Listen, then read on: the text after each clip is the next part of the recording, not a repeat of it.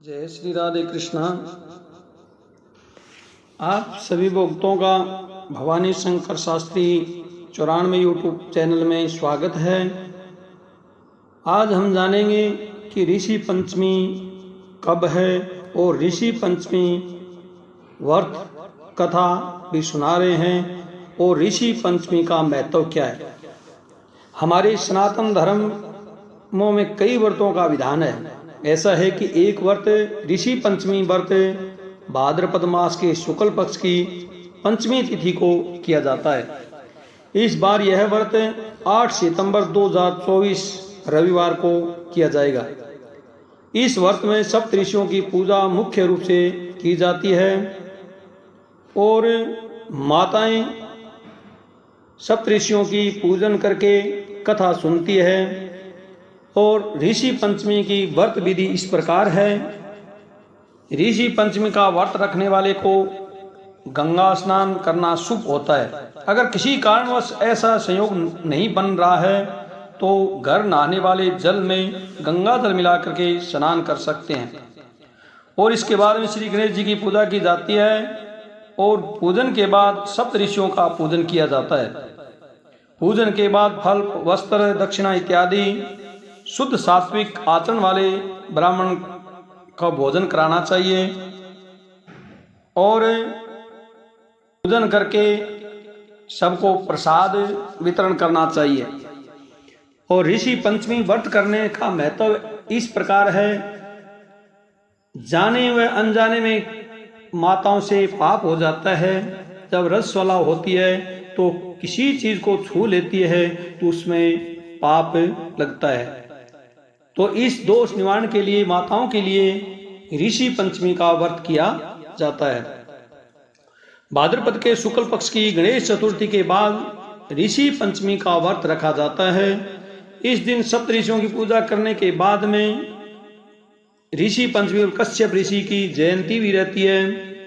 और इस दिन महिलाएं परिवार की सुख शांति और समृद्धि के लिए भी व्रत रखती है।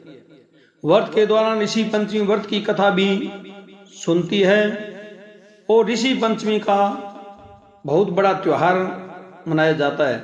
बल्कि महिलाओं द्वारा सप्त ऋषियों यानी 7 ऋषियों की श्रद्धांजलि देने और रजस्वला दोष से शुद्ध होने के लिए रखा जाने वाला यह एक उपवास है।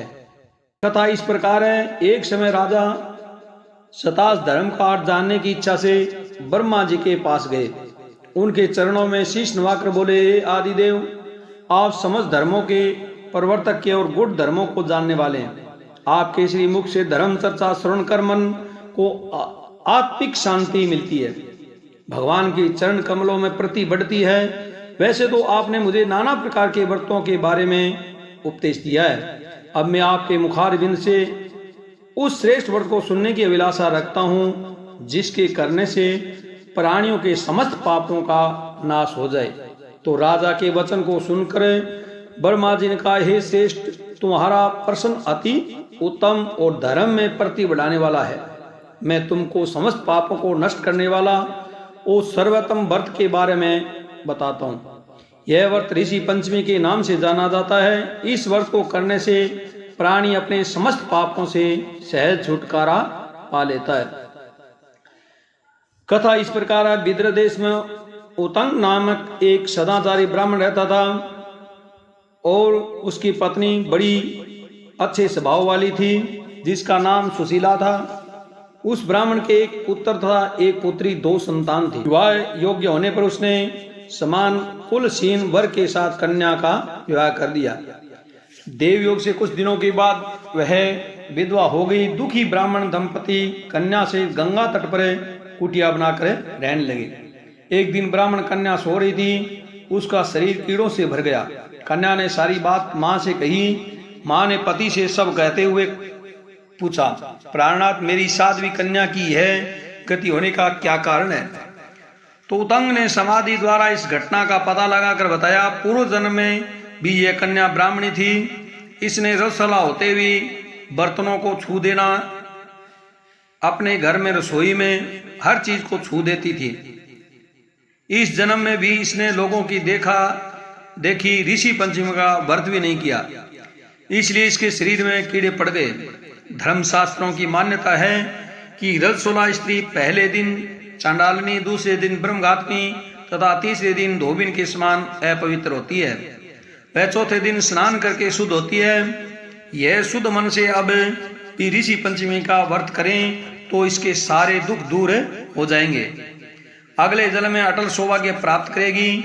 पिता की आज्ञा से पुत्री विधि पूर्वक ऋषि पंचमी का व्रत एवं पूजन किया। व्रत के प्रभाव से वह सारे दुखों से मुक्त हो गई।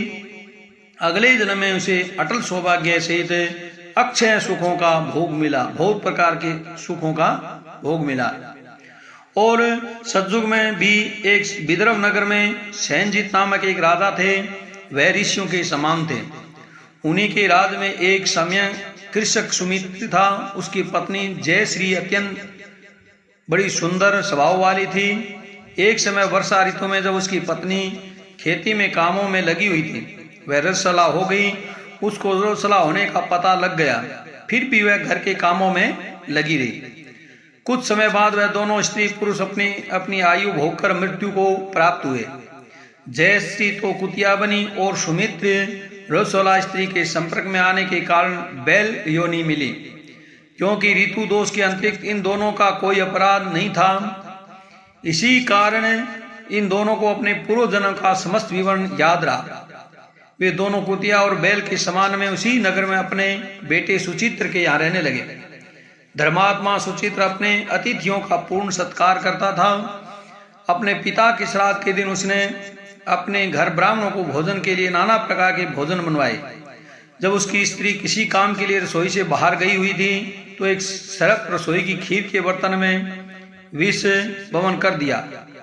कुतिया के रूप में सुचित्र की माँ कुछ दूर से सब देख रही थी।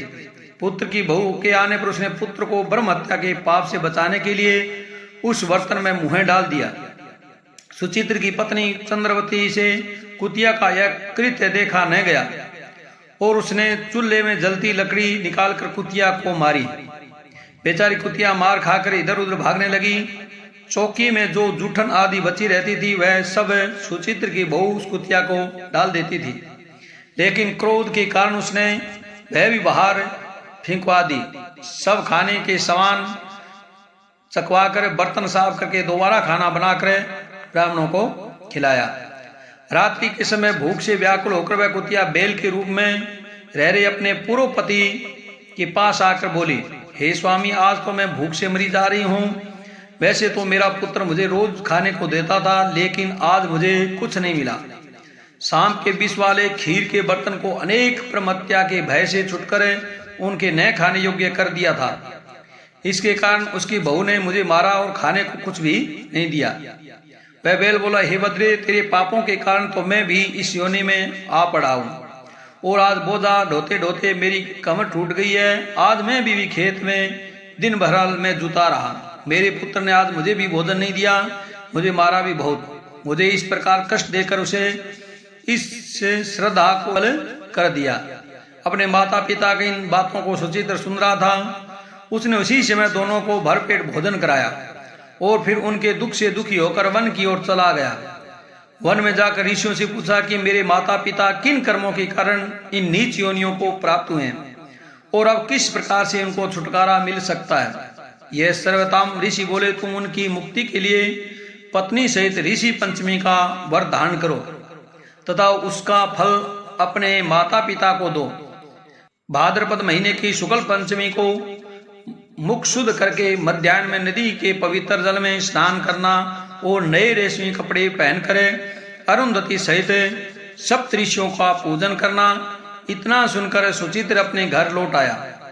अपनी पत्नी से विधि विधान से पूजन व्रत किया। उसके पुण्य से माता पिता दोनों पशु योनि से छूट गए। बोले सप्त ऋषियों की जय, सभी संत महापुरुषों की जय।